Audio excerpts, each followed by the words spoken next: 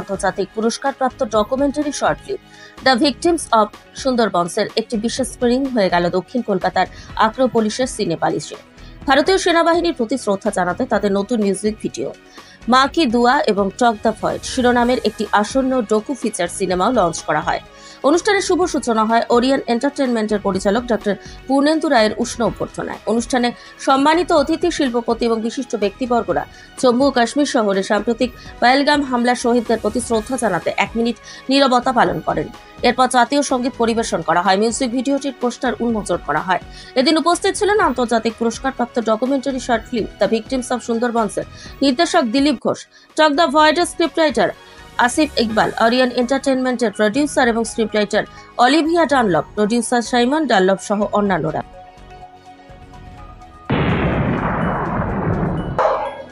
তো সবার আগে জানাতে চাই যে আমাদের কয়েকদিন আগে যে অ্যাটাকগুলো হয়েছে ইন্ডিয়ার উপরে, তার মধ্যে পাকিস্তানের উপরে সিন্দুর অ্যাটাক হয়েছে ইন্ডিয়ার থেকে। ইট ইজ মর্মান্তিক একটা ব্যাপার, অনেক মানুষ মারা গেছে তার মধ্যে। তো কোথাও it's a very sad thing that we face few days back. তো তার মধ্যে মানে আমি নিজেকে অ্যাজ এন ইন্ডিয়ান আমি দেখাতে পেরেছি, হয়তো মানে I cannot serve the mother nation যেমন ইন্ডিয়ান আর্মি করছেন, আর কোথাও একটা হয়তো চরিত্রের মতো অভিনয় করেছি। এবং তার সাথে গানটি আমি I lane my voice to the song. তো গানটি গিয়ে আমি কোথাও নিজে খুব গর্বিত মনে করি যে অ্যাটলিস্ট মানে নেশনের জন্য, আমাদের ভারত মায়ের জন্য কিছু দেখতে পারে একটা কন্ট্রিবিউট করতে পেরেছি কোথাও, যে যেখানে ইন্ডিয়ান আর্মি আমাদের সবসময় সেফ গার্ডে রেখেছে, আমাদেরকে সবসময় সেফ করছে। আমরা ঘুমোচ্ছি রাতে তো শুধুমাত্র ইন্ডিয়ান আর্মির জন্যই, এবং আমরা গাড়িতে যাচ্ছি যেখানেই আছি, it is all about them only. আমরা যাই করে নিই, উই ক্যানট মানে আমরা যাই করে নিই আমরা মানে আমরা সেই ঋণ কোনোদিন মানে শোধ করতে পারবো না, মানে ইন্ডিয়ান আর্মিও করতে পারবো না। এবং তার সাথে আমাদের মা যিনি রয়েছেন, আমাদের মাদার নেশন, আমাদের মায়ের যে আমাদের মাকে কি দেখি যে আমরা ভগবান দেখতে পাই না, তো ভগবান তার জায়গায় আমাদেরকে মাকে পাঠিয়েছেন যে আমি তো সব জায়গায় থাকতে পারবো না, তাই মা পাঠাচ্ছি যে সে তোমাকে লালন পালন করবে, খাওয়াবে, বড় করবে। তো আমাদের মা যেমন আমাদেরকে বড় করে রাখে, তো it is a bonding between mother and the son. তো তার সাথে আমাদের যে মাদার নেশন, আমরা এই যে মুক্ত বাতাসে মানে হাওয়া নিচ্ছি, নিঃশ্বাস নিচ্ছি, আমরা যে খাবার খাচ্ছি, আমরা যে থাকছি, তো আমরা আই ফিল ভেরি প্রিভিলেজ যে আমরা এরকম একটি দেশ পেয়েছি, শান্তির দেশ আমাদের। এবং আমরা এত সম্প্রদায় একসঙ্গে থাকি আমাদের দেশের মধ্যে, এবং তার মধ্যে এত সুন্দর শান্তির মধ্যে আমরা থাকি। তো ইট ইজ মানে, এবং আমাদের নেশনের প্রতিও আমি এটা মানে কৃতজ্ঞতা জানাই। এবং আমি এই ঋণও শোধ করতে পারবো না, যে আমি মায়ের ঋণ যেন শোধ করা যায় না, তো মাদার নেশনেরও আমরা ঋণ শোধ করতে পারবো না। তো I feel very blessed and obliged যে এর ক্যারেক্টার করেছি, ওটা গান গাইতে পেরেছি, thanks to Randeep and thanks to পূর্ণিমাদি, বিকজ এই আইডিয়াটা ফার্স্ট আমাকে উনিই দিয়েছিলেন, পূর্ণিমা শ্রেষ্ঠা। তো পূর্ণিমাদি is a very legendary singer. উনি রাইট ফ্রম 80s 90s উনি মানে এখন অব্দি উনি যত গান গেয়েছেন সেন্সুয়াল গান, মানে লাইক শামে ধোয়া ধোয়া, টানটানা টানতারা, সোনা কিতা সোনায়। তো আমরা ওনাকে একটা অন্য রূপে পেয়েছি সবসময়তে, বাট এই গানটার মধ্যে ফার্স্ট টাইম উনি একটা মায়ের আর ছেলে এবং একটা অদ্ভুত মানে বন্ডিং এর একটা গান গেয়েছেন। মানে উনি এত সুন্দর গেয়েছে, এবং আমার সবথেকে ভালো লাগার জায়গা হচ্ছে যে আমি ওনাকে মায়ের মধ্যে শ্রদ্ধা করে দেখি ওনাকে। তো এই গানটা গাইতে আমার এতটাই বেশি ভালো লেগেছে, বিকজ আমি ওনাকে মায়ের রূপে দেখেছি সেখানে। তো ওই গানটাও গাইতে খুব একটা কষ্ট হয়নি, বিকজ উনি যখন গাইছেন আমার সাথে গানটা, তো ওনাকে আমি মায়ের মতোই দেখি। তো হচ্ছে সং বিটুইন মাদার অ্যান্ড সান। তো আমার আই ওয়াজ ফিলিং আমার মাকে যদি গাইতেন আমার সাথে, I was feeling same thing, ওনাকে ডেডিকেট করা গান, মানে I was feeling same thing আমার সাথে গানটা গাওয়ার সময়। আমার হচ্ছে Ryan Roy.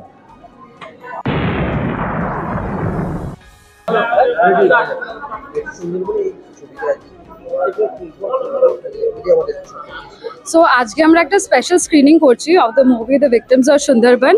Also we are doing a music launch which is Ma Ki Dua, which is on the Pahalgam attack which has happened, and so it's a tribute to the Indian Army that we are giving. And also we are releasing our trailer for the next movie, that is Talk the Void, because nowadays everyone wants to talk but they don't have anyone to talk to. So please come and look forward to the screening of the movie The Victims of Sundarban. That is number 1. Number 2 will be the music video, and number 3 is the next movie that we are launching soon. Thank you.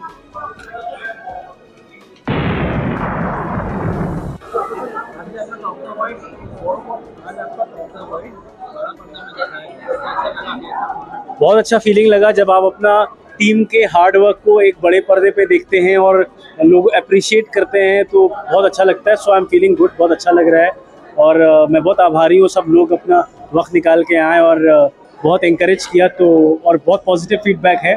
तो I just hope कि इस film को बहुत सारे awards और एक्कोलेड्स मिले because बहुत मेहनत से सब लोगों ने इसके पीछे काम किया है।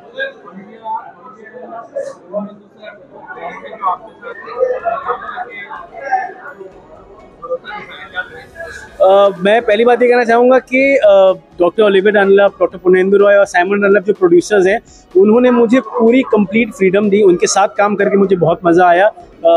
जब मैंने उनको कहानी पिच किया, उन्होंने कहानी को अप्रिशिएट किया और जब मैं इस फिल्म को बनाने के लिए मैंने उनको इंटरेस्ट दिखाया और उनको भी ये स्टोरी पसंद आया तो उन्होंने कंप्लीट फ्रीडम दी। बहुत सपोर्टिव प्रोड्यूसर्स हैं, बहुत ही क्रिएटिव लिबर्टी दी और इसीलिए काम करके बहुत मज़ा आया उनके साथ। मेरा नाम है आसिफ इकबाल।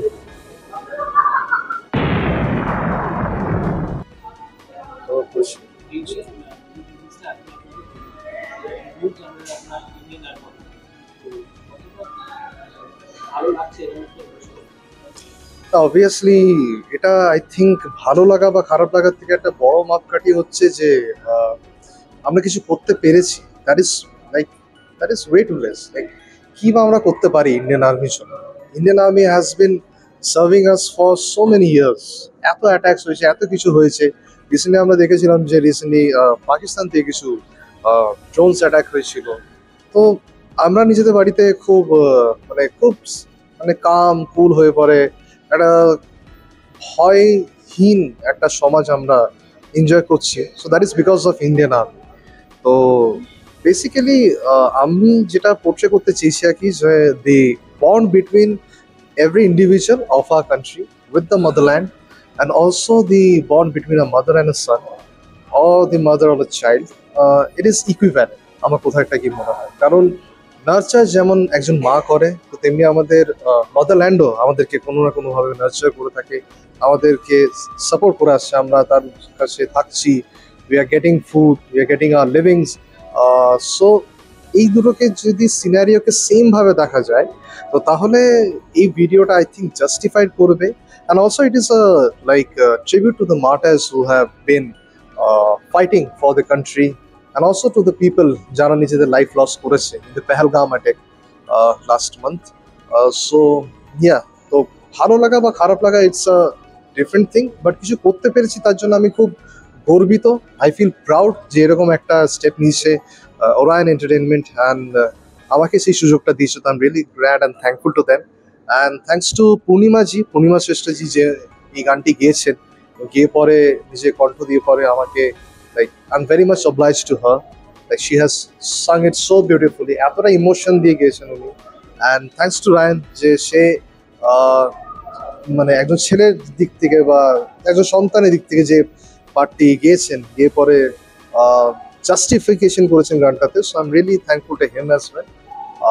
ইয়া, সো দ্যাটস ইট। আমি অভিনয় করিনি অ্যাকচুয়ালি রায়ন।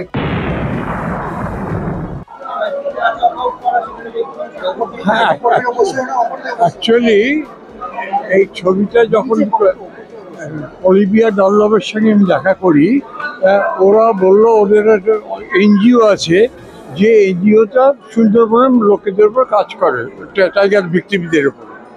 তো আমি তখন আমাকে বললো এই কাজটা করার জন্য টাইগার ভিক্টিমদের, কিন্তু টাইগার ভিক্টিমদের উপর অনেক কাজ হয়েছে আমাদের এখানে। তো আমি ভাবলাম একটা অন্য কিছু করি, অন্যরকম করি। সে অন্যরকম করেছি। আপনারা তো দেখলেন ছবিটা, কেমন লাগলো আপনারাই বলবেন।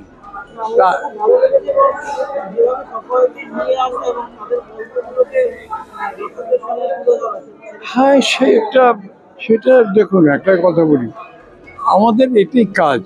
আমি এটা অনেক ছোট থেকে এই কাজ করছি। আমার এখন বয়স হচ্ছে 83, আমার বয়স 83। তো কিভাবে কি কাজ করতে হয় সেটা তো জানতেই হবে, সেইভাবে কাজটা করেছি। ঠিক আছে, হ্যাঁ, এদেরই আর একটা কাজ করছি, সেটা হচ্ছে টেল অফ মল্লভূম, মানে বিষ্ণুপুরের উপরে। এটা 6th সেঞ্চুরি থেকে স্টিল আজ পর্যন্ত বিষ্ণুপুরের যে ঘটনা হচ্ছে, ওদের মিউজিক, ওদের বিভিন্ন ক্রাফটস, এগুলো নিয়ে আমরা কাজ করছি। এবার খুব শীঘ্রই রিলিজ হবে।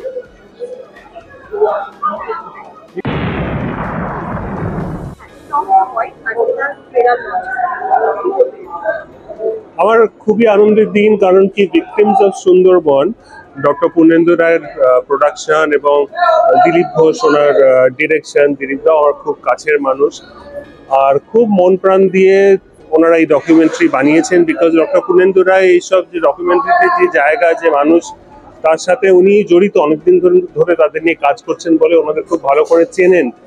আর ডকুমেন্টারি দেখে অ্যাকচুয়ালি আমার এতই ভালো লেগেছিল যে দিলীপ দার বয়স্ক মানুষ, বেশ বয়স হয়েছে, দিলীপ দা শুনলে রেগে যাবে হয়তো, কিন্তু বয়সের সাথে কিছু নেই সিনেমা বানানোর, তবু একটা সুন্দরের মনের মতো জায়গায় গিয়ে এই বয়সে এরকম একটা ডকুমেন্টারি তৈরি করা, এইভাবে শুট করা, এইটা একটা দুর্দান্ত ব্যাপার, যেটা আমার দেখে এত ভালো লেগেছিল। আমার মনে হয়েছিল যে আমি একদম দরজা বন্ধ করে মিউজিক করেছি এটা দু তিন দিন ধরে।